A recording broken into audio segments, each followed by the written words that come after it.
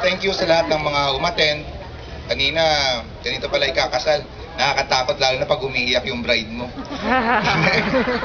Medyo kala ko ako tatakbuhan eh. Anyways, thank you Lord. Ito, nandito na medyo natapos na namin. Hindi pala natapos, nagsisimula na kami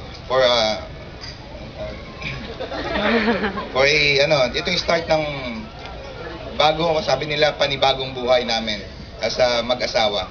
So, thank you. Sana ipag-pray nyo kami na maging okay kami sa si baby, number 1. Gusto ko na rin magka-baby. Ano pa ba?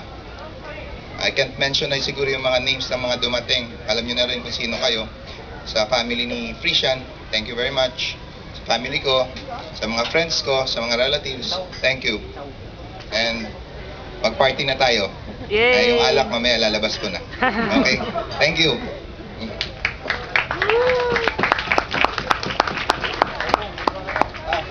Si Christian, baka umiyak na naman. Ayaw magsalita. Okay. Nahihiya daw siya. Ito. Pilitin nyo nga. Clap naman dyan.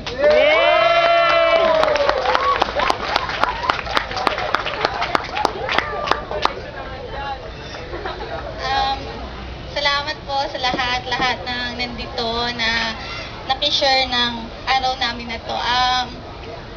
Mahirap pong isa-isahin kayong lahat. Basta sa magulang ko, sa magulang ni Nikos, sa pamilya namin, sa mga ninong, sa mga ninang, sa mga abay, sa mga suppliers namin, sa coordinator, sa caterer, sa photography, sa church, sa lahat.